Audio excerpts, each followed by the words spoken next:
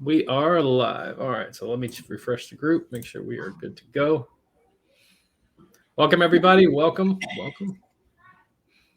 So let's see if we are in there. Not yet. We should be showing up any second.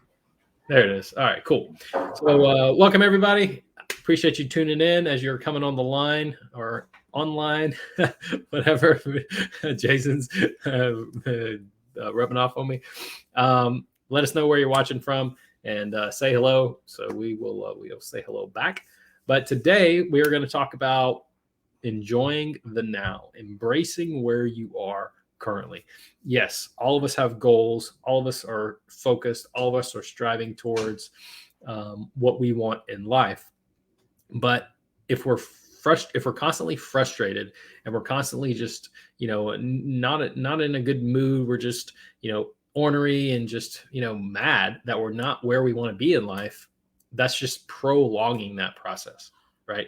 We need to be thankful for where we are now. So we want to talk about that today, and you'll have to forgive me. I guess I'm coming down with a little bit of, my daughter got sick at preschool and she's giving it to me. So if you hear me snuffling and all that, I apologize.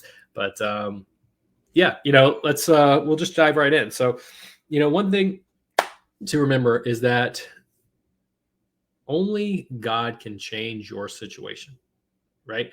So most of the time when you're frustrated and you're just, mad because you're not where you want to be, it's needless effort, right? You're just wasting your effort being frustrated and, just being mad. You need to learn to accept the place where you are. Paul in the Bible says, see what he says, with whatever state I'm in, I remain content, right? With whatever state you're in, you remain content. That doesn't mean you don't have goals. That doesn't mean you're focused. It doesn't mean you're not driven. But if you have to remain content in every situation that you are in, and with peace, be moving towards those goals, right? Jay, if you jump in anytime, I don't want to just be talking away, but if we truly believe that God is in control, we must also believe that we are exactly where we are supposed to be, right?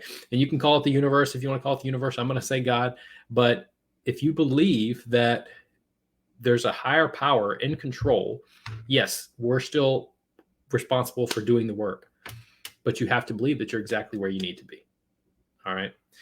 So, we're going to go, it's like, as far as being grateful, Jay has a good example of what he does to be grateful.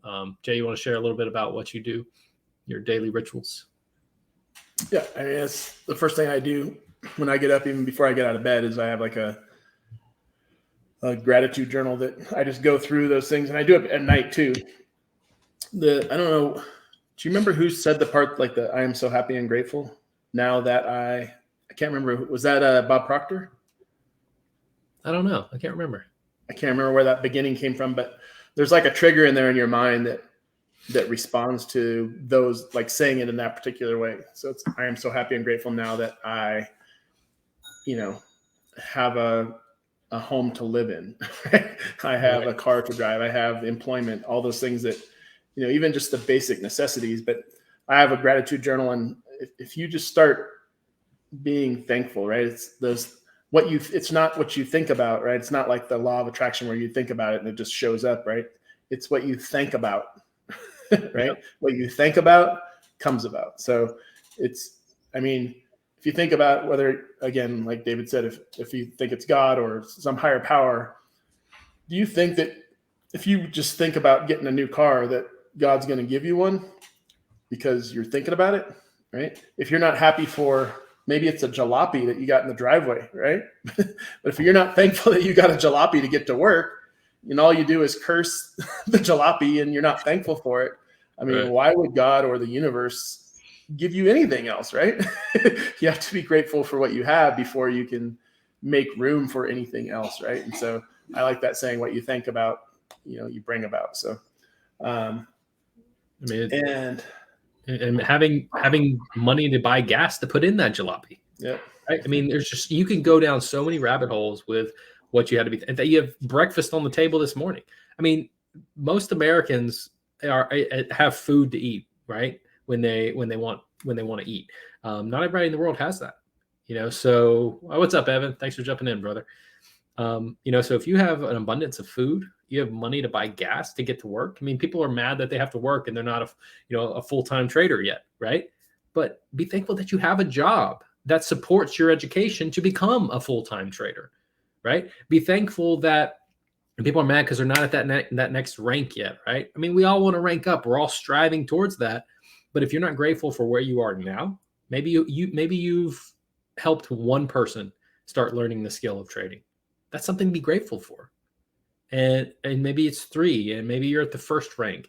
You be thankful for each individual step. I mean, if you have, and this is a statistic, if you have more than $8 in your bank account, you have more than 90% of the world has in their bank account right now.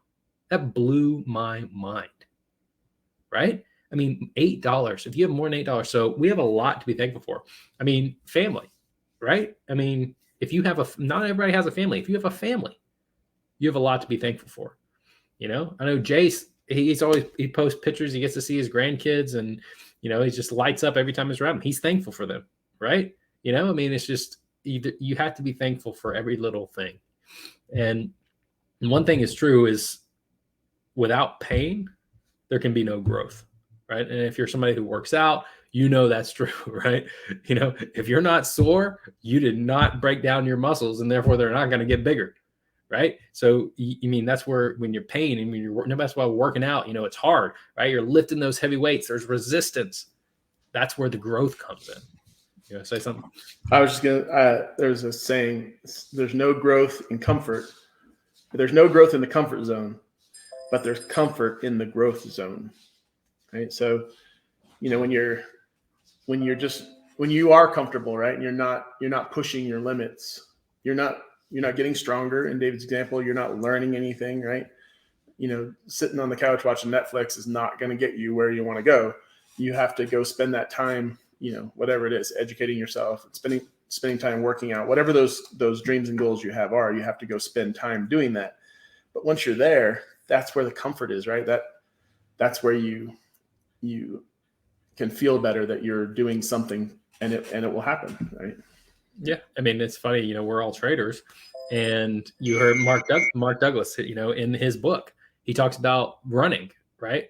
How it's really hard and he dreaded it, but once he started doing it, he started enjoying it, so there's growth in that. There's growth in that pain. Yes, it's not fun to go jog. I mean, some people love it, but they didn't always love it, right? I hate running personally.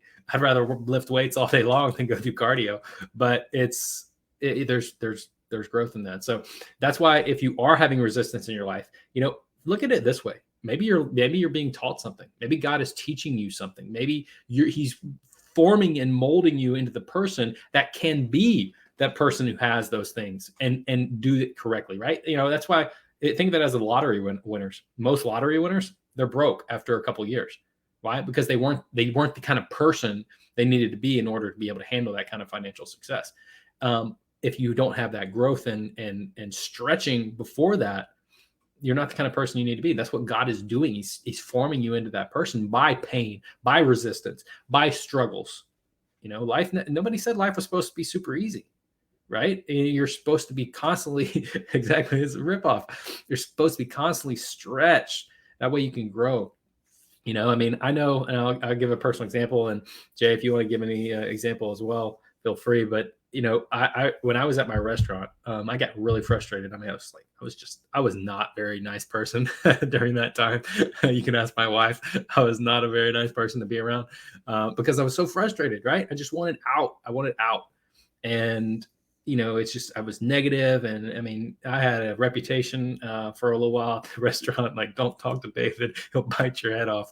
I was just an angry person. And God broke me. And I remember this. I remember the time. I remember where I was, where I just broke down, and I was like, "All right, you win, God. I'm grateful that I have." And I started being grateful for things like I have my truck that I was able to drive to work. I have people who care about me. I have my wife who is supporting me. I have my kids who love me. I have food whenever I want it. Right? I was just thankful for everything. And it was not a couple weeks where things started turning around for me. and everything just started. The trading started picking up, and the just certain things started getting better, and some of the frustrations went away. I mean, it was like night and day. And yeah, maybe it's not going to happen like that for you, but you got to start. You got to start being grateful and accepting and being happy for where you are now. Anything? You have any stories like that, Jay? I mean, it happened just pretty much the same way. I mean, you don't realize until you have to start doing it, right? Like when I first started that gratitude journal, like it wasn't just like I woke up and all of a sudden, there was a new car in the driveway, the jalopy was gone, right? But I mean, what happens is if you just add a couple things to that, right? You just start doing it with a couple things. Just say, I'm just going to just name 5 things I'm grateful for before I go to bed and when I wake up, right?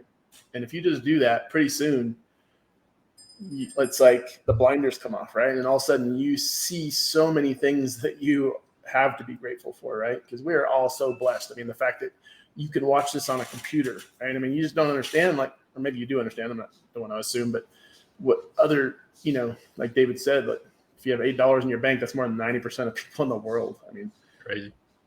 We know that's nobody in here, right? Because you're spending money on a computer subscription, on an internet subscription, things like that. I mean, we have more than most people, so we are all super blessed. But once you start doing that, like the blinders really come off, and it just starts to what's the word I'm thinking of?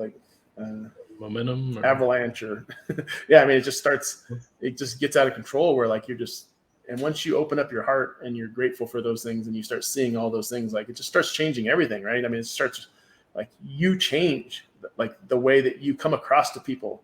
And then when that changes, like opportunities will come to you from those, like it just snowballs, right? It's just one thing after the other. And I just had this quote from this guy, Dennis Waitley, that I listened to a lot of his books. He's like an old Amway guy from, I don't know, years and years ago, like 50 years ago.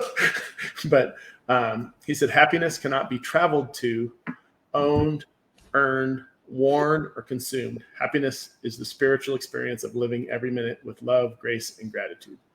Right? And it's just like, it's like success, right? When they say success is not a journey, right? Or it's not a destination, it's the journey, right? And it's kind of the same thing with happiness. Like if you want to be happier, just be happy. Right? I mean, it's literally just a decision. Right. But when you're wallowing in self-pity or whatever it is that's keeping you from being grateful and being happy, it just can go either way. Like it can snowball either way, right? And obviously we know which way we want to go. So you just have to make that decision and spend some time focusing on that.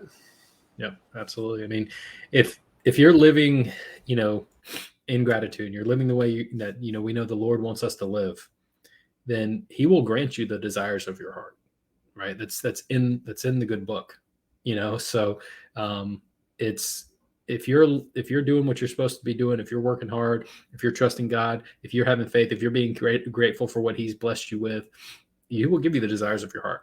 That's no doubt in my mind. So, and we want to say that we are grateful for you, right? I mean, if you're in here spending this 15 minutes with us, we're grateful for you. If you're in contact with us whatsoever, you're either on our team or maybe you're getting motivation and value from these posts. We appreciate you.